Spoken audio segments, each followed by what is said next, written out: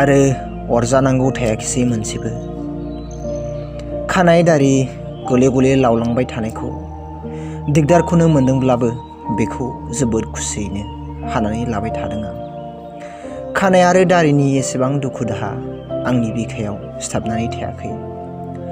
हान्थिनाय आरो लामा गोजान दावबायनाय समफोराव हाब्रु आरो हाद्रि लोगो मोनदोंब्लाबो, हुरा हुरा बानाय एसेबां रागा उजिखांदोंमोनब्लाबो दासिम बैफोर गोसोनि बानाय आरो रागाया आंनियाव सिथाबनानै थायाखै। हाब्रु लोगो मोनदों बेखौ बारदों, हाद्रि लोगो मोनदों बेखौ नेवसिबोदों आं।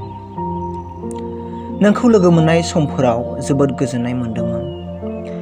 नोंजों मोजां मोनजानानै खौरां लाहरजानाय समफोराव गोजोननाय मोनदोंमोन। बैफोर गासैबो गोजोननायाबो दासिम थाबाय थायाखै।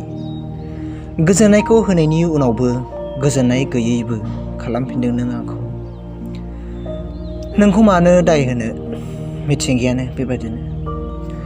नोंजों गोजान जानाय समाव ओरैबायदि दुखु मोनखांदोंमोन दि बिखायासो जेन गरसे थारला गालांबाय। बै समनि बिखा सानाय आरो आलौनायाबो फाहामनो थाखाय डाक्टारखानानि मुलि गरसेबो नाङाखिसै।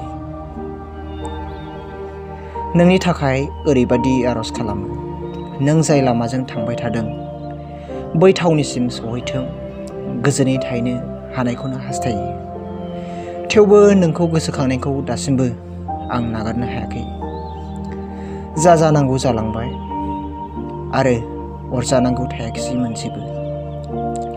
सान ओंखारनाय आरो हाबनायखौनो बिखानि आंगो खालामनानै सुखु आरो दुखुनि गेजेराव दंसै आं।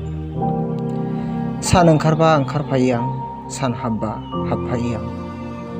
आंनि दुखु आरो दाहा गासैबो हर आरो सानजोंनो अरजाबफानानै दं।